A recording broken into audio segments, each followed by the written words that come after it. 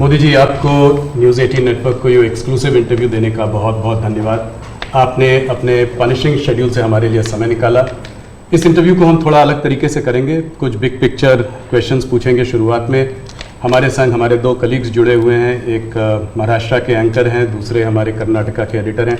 ये दो स्टेट्स अहम हैं इस चुनाव में, तो हमने सोचा कि थोड़े सवाल वो भी आपसे करेंगे। शुरू करते हैं। पहला सवाल। सबसे पहले तो आपको और आपके सभी दर्शकों को मेरा नमस्कार। और मुझे अच्छा लगा कि आपने अपने साथ कर्नाटका और महाराष्ट्र को भी जोड़ दिया है, तो एक प्रकार से आपने मेरी मदद की है, वरना तीनों को अलग अलग इंटरव्यू देता तो शायद मुझको और ज़्यादा टाइम देना पड़ता।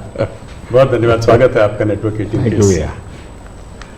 पहला सवाल मोदी जी, हम लोग पूरे देश का भ्रमण कर रहे हैं, इधर उधर जा रहे हैं। हम लोग साउथ में थे, बिहार गए और भी महाराष्ट्र में भी थे, तो हर जगह ये देखा गया है कि चाहे विपक्ष से बात करें, चाहे आपके उम्मीदवारों से बात करें, लोग कहते हैं कि जब मोदी जी यहाँ आएंगे तो सब कुछ बदल जाएगा। अभी कुछ नहीं कह सकते, मोदी जी आएंगे तो हो सकता है स्वीप हो जाए, हो सकता है सीट निकल जाए।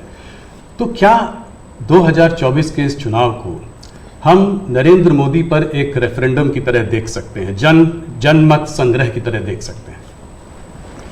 अब ये तो सारा खेल मीडिया के लोगों का होता है, किस समय किस प्रकार से एनालिसिस करना।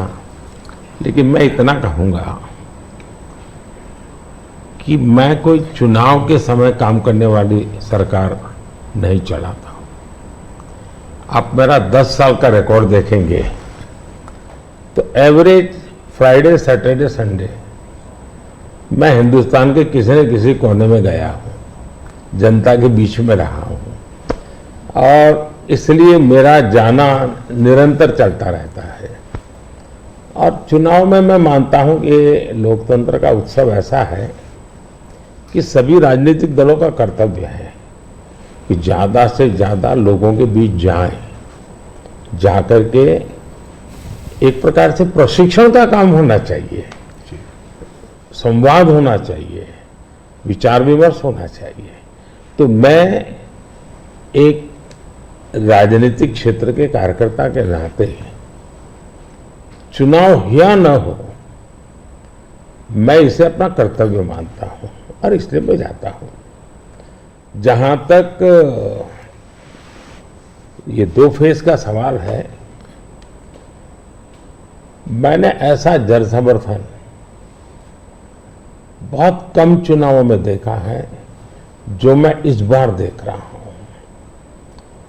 एक प्रकार से चुनाव जनता जनार्दन लड़ रही है, सुशासन के लिए लड़ रही है, अपने सपनों को साकार करने के लिए लड़ रही है। ऐसा मुझे लगता है, शायद मैं तो शायद एक निमित्त हूं।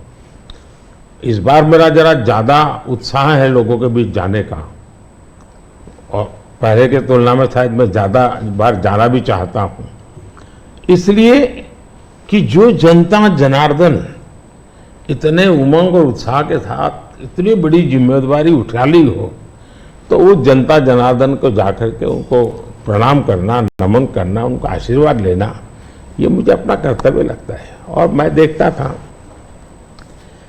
जो फर्स्ट राउंड हुआ, तो मैंने किसी दोस्तों को कहा था कि पहले राउंड में ये हमारे खिलाफ जो लोग मोर्चा लगा करके बैठने की कोशिश कर रहे हैं, पहले राउंड में वो पस्त हो गए जी। और कल मैंने देखा दूसरे राउंड में ये ध्वस्त हो चुके हैं। यानी पहले लोगों ने पस्त कर दिया, अब ध्वस्त कर दिया। मोदी जी, जब कैंपेन की आपने शुरुआत की थी तो बड़े हाई नोट पे ये कैंपेन की शुरुआत हुई थी। आपने कहा, आपने अपने सरकार के पूरे काम का परिचय दिया, आपने डेवलपमेंट एजेंडा को लेकर आगे बढ़े, इकोनॉमी पर आपने जो है बहुत प्रकाश डाला, और इसके ऊपर बहुत काम हुआ भी है। अभी इधर उधर 1-2 चरण के बाद आते आते आपने जो है राजस्थान में एक रैली में एक कांग्रेस के मैनिफेस्टो पर एक डायरेक्ट अटैक किया। आपने ये तक कहा कि इनका एक स्कीम है जिससे कि ये वेल्थ डिस्ट्रीब्यूट करना चाहते हैं, ये पता लगाना चाहते हैं किसके पास कितनी जमा पूंजी है, किसके पास कितना पैसा है, किसके पास कितना सोना है, सिल्वर है, चांदी है, और उसको वो मुसलमानों में और घुसपैठियों में बांट देना चाहते हैं।